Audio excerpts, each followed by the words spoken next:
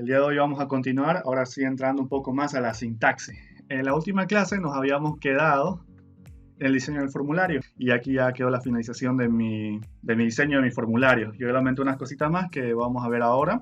Quedó al final así mi diseño. Le he agregado un botón para explicar un temita más adelante, pero al final quedó así. Vamos a continuar. Operadores aritméticos. Los operadores aritméticos se usan para realizar cálculos de aritmética de números reales y aritmética de punteros. Vamos ahora sí, operadores matemáticos. Encontramos la suma, la resta, multiplicación, división y el módulo. Que el módulo básicamente es el mod de otro lenguaje o bien la división entera. Esto mismo es de su sintaxis, el más, el menos, la multiplicación, la barra real de división y el porcentaje para el módulo, división entera. Hay que destacar algo aquí en este lenguaje. Si nosotros queremos sacar de la división la parte del cociente, pero solamente la parte entera, sabíamos aplicar el dip. Y si queríamos el residuo también entero, aplicábamos el mod. Pero aquí ya no hay el dip, ¿no? Entonces, esta barrita real sirve para ambos. ¿En qué momento va a servir para qué situación? Si usamos la barrita real con números que sean enteros, tanto el divisor y el dividendo, el resultado me va a salir entero. Entonces ahí va a aplicar lo que es el dip o el cociente entero. Pero si yo quisiera que salga el cociente con decimales, un valor real, entonces tendría que hacer la división entre un valor real y otro valor real. O bien el dividendo real o bien el divisor real. Uno de los dos que sean reales, entonces me va a hacer una división real. Entonces, si no, ninguno de estos dos es real y me está trabajando con datos enteros, entero y entero, la división que va a realizar va a ser una división entera. Me va a devolver el cociente entero. Para el módulo sería lo mismo. Sabemos que el módulo solamente trabaja con valores que sean enteros, ¿no? Tanto el dividendo como el divisor. No trabaja con decimales, con valores decimales el módulo. Siempre con valores enteros. Operador de asignación. Este va a ser el operador de asignación que vamos a usar nosotros. Este de acá. Más preciso, el igual. Ese igual va a ser nuestro operador para que trabajemos con la asignación. Ahora vamos a ver la distinta forma de asignación que tenemos. La normal, ¿no? Aquí está la normal, la primera para la suma. A igual a A más 20. Una variable más un valor. Y asignándole la misma variable. La multiplicación, la división de residuo, la división del cociente. Y hay unos atajos. Una simplificación para hacer este tipo de asignaciones de los normales. Podemos hacerlo en atajos. De esta manera. Ustedes van a ver algún código tal vez haciendo esto. Cuando vean ustedes haciendo eso, esto es lo mismo que esto es lo mismo que esto es lo mismo que esto. Y así. Todas estas asignaciones son lo mismo en el normal como en los atajos. Simplemente es como que más simplificado y es una forma en la que van a ver en muchos lenguajes de programación, si no es con C++. Bien, el siguiente, atajo incremento. Este es un atajo más pequeño, un incremento, una forma de incremento. Se lo conoce como post-incremento. Hay otro que es el pre-incremento que tiene adelante y ahí recién la variable más A. Este sería el post y este también sería el post-decremento. Aumentamos más 1, disminuimos menos 1. Y aquí hay otra variación cuando es el pre. Luego estaría el menos y la variable, el pre-decremento. Eso tal vez lo veamos más después en la recursividad, que es un dato interesante para usarlo. Uno aumenta antes y otro aumenta después. Operadores relacionales. Los operadores relacionales son símbolos que se usan para comparar dos valores. Si el resultado de la comparación es correcto, la expresión considerada es verdadera. En caso contrario, es falso. Básicamente estos operadores nos devuelven verdadero o falso. Ya los conocemos. Serían estos de acá. La doble igualdad, que vendría a representarse igual que en C++. El otro sería el distinto, la exclamación con el igual, sería el diferente que. El mayor que, el menor o igual que, el mayor o igual que. No hay muchos cambios respecto a otro lenguaje de programación, solamente estos dos señores, ¿no? Operadores lógicos. Una operación lógica utiliza como operandos dos booleanos. La mayoría de ellas compara dos expresiones o datos booleanos e indica una posibilidad de lo que puede ocurrir cuando se juntan. Valores booleanos vendrían a ser los verdaderos y los falsos. Básicamente tenemos esos dos. Entonces estos operadores lógicos trabajan con eso. El resultado entre estos operadores siempre va a ser otra expresión booleana. Son los conocidos, la conjunción, la disyunción y la negación. Esta sería su forma de representación, el AND, el OR y el NOT. Bien, algunos atajos. Por ahí a alguno le gusta usar más los atajos y no estar buscando en el teclado dónde está cada símbolo. Estos son algunos de los atajos que se puede usar. Combinan AND más alguna combinación de los números. Ahora vamos a los tipos de datos en C++. Una variable ocupa un espacio de memoria. Muy importante y lo he resaltado. Una variable ocupa un espacio de memoria para contener sus valores durante la ejecución de un programa. Este conceptito de ocupar espacio en la memoria lo vamos a ver más adelante en el tema de los tipos de parámetros, ¿no? Por referencia y por valor. Cada variable debe pertenecer a un tipo determinado, dando también el tamaño del espacio de memoria ocupado por la variable y el modo en que se manipulará la memoria. Cada variable que nosotros vayamos utilizando en nuestro programa va ocupando pedacitos de memoria. Mientras más variables tengamos, más memoria ocupamos. Entonces es importante cuidar un poco el tema de la memoria. Ya desarrolla el software, la memoria se cuida con el estructura de datos y todo el tema para hacer que sea más eficiente y todo el tema que ya tal vez lo conozcan, el tema de conteo, ¿no? Que es muy cuidado la memoria. Los tipos de datos en C++ se clasifican en primitivos y derivados. Los tipos de datos primitivos son los que están definidos dentro del lenguaje, son los que siempre conocemos, los básicos: el entero, el real, el boolean y el char. A partir de estos tipos de datos se derivan otros. Se los conoce como derivados. Serían como las matrices, las referencias, los punteros y las estructuras, los structs. Vamos a ver los tipos de datos. Vamos a ver el entero. El tipo de dato numérico entero es un subconjunto finito de los números enteros del mundo real, tanto negativos como positivos. Al decir finitos, es que estos tienen un límite. Fíjense aquí, en los rangos. Aquí están todos los tipos de datos enteros que van a encontrar en C++. El short, el int, el long, el char. Entero corto, entero normal, entero largo y el char carácter. ¿Qué hace el char acá? Se preguntarán.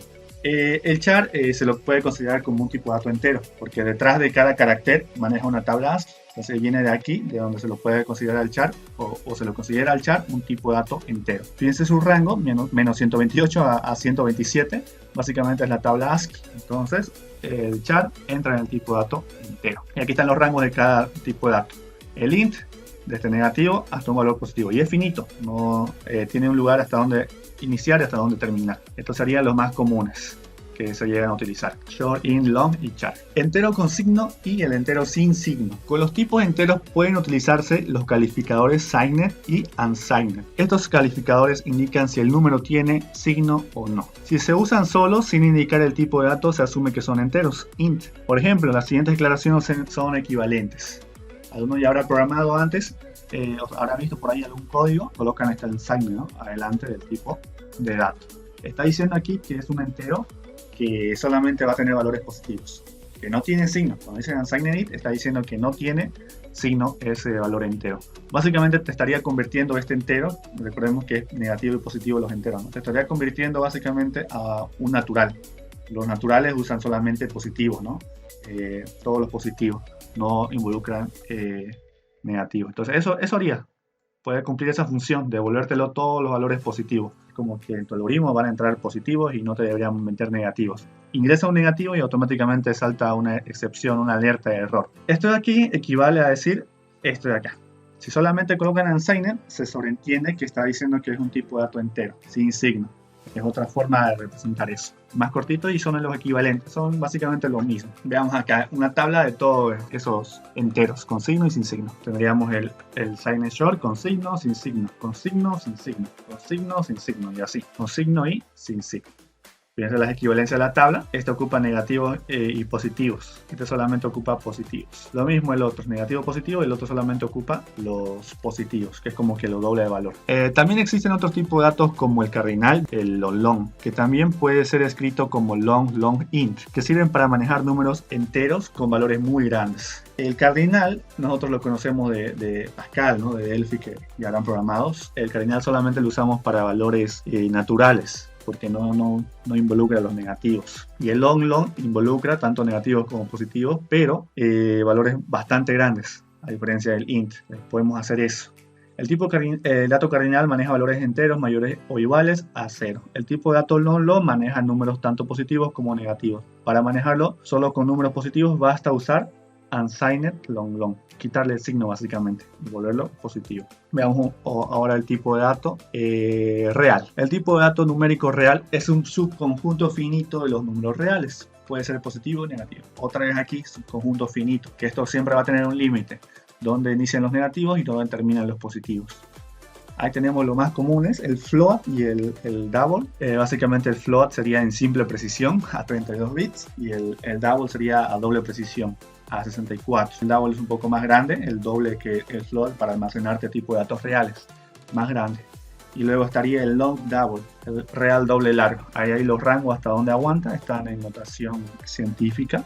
Lógico. Los datos de este tipo solo pueden contener dos valores, true o false, verdadero o falso. Si se muestran como enteros, el valor true tomará el valor de 1 y el valor false el valor de 0. El tipo de dato bool se lo escribe de esa manera, bool en minúsculas, dato de tipo lógico, y los rangos solamente son 0 y 1. Este tipo de datos también son llamados booleanos, lógicos booleanos.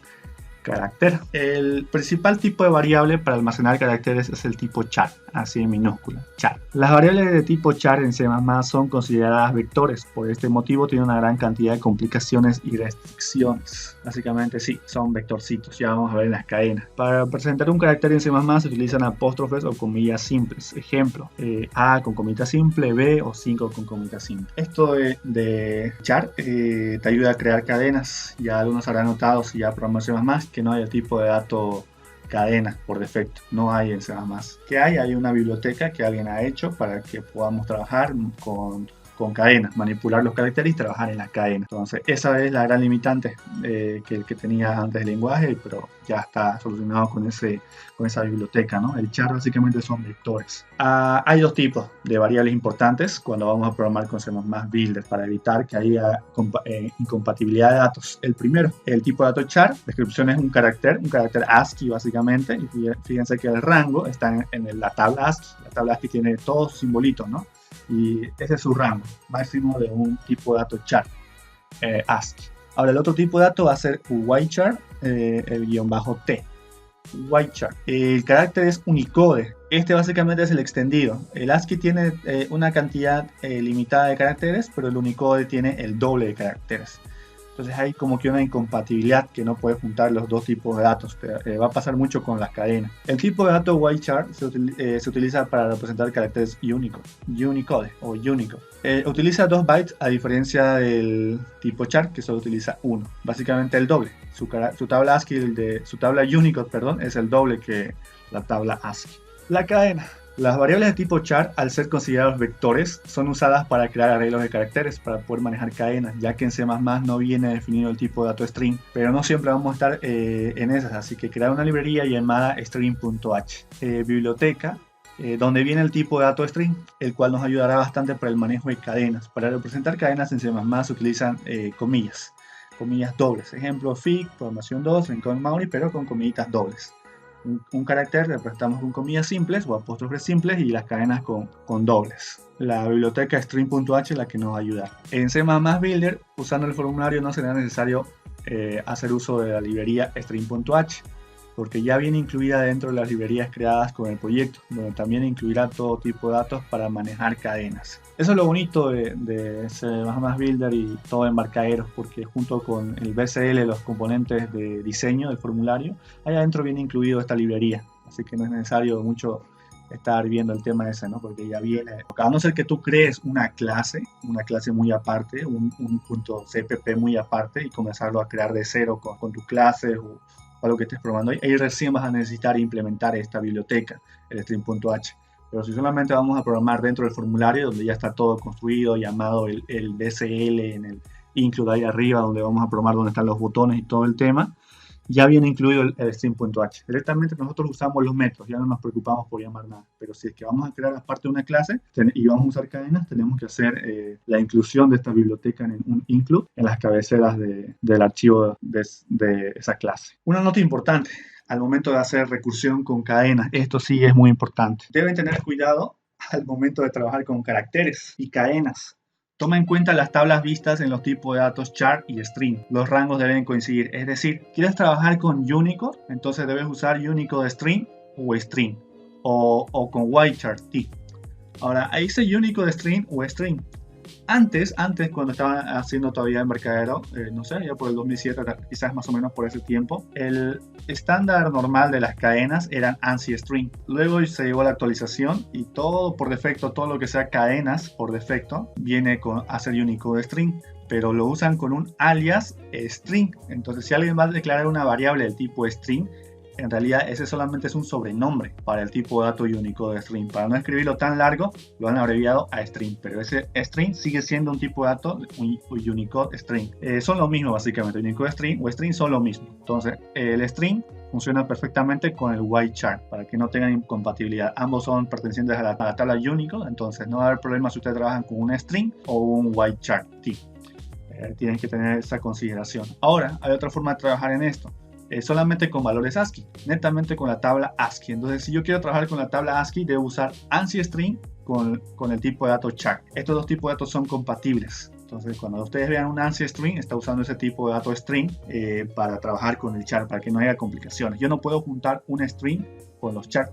Me va a generar una incompatibilidad de caracteres y todo el tema. Entonces lo que hago es trabajar string con Y-chart o bien ANSI string con chart para no tener ningún problema. Muchos de los métodos de la clase cadena, de la clase string que ahora vamos a ver, están programados con Unicode string. Veamos otro tipo de dato, que es el nulo, básicamente el vacío. No se pueden definir variables de tipo void, vacío en inglés, pero es un tipo de dato que tiene diversos usos, especialmente de un programa de C++. Uno de ellos es el indicar un cierto comportamiento que tienen algunas estructuras, como las funciones que no devuelven valores. De momento no los usaremos hasta que veamos las funciones. Un adelanto de esto es que el tipo de dato void es el vacío, y cuando nosotros vamos a usar en una función, estamos indicando que esa función no va a retornar nada. Aquí en C++ las funciones, solamente hay funciones, no hay procedimientos. Entonces las funciones puede devolverte un valor o no puede devolverte un valor. Si no te devuelve un valor, va a ser una función del tipo void. Y usualmente ese tipo de funciones se los conoce como procedimientos.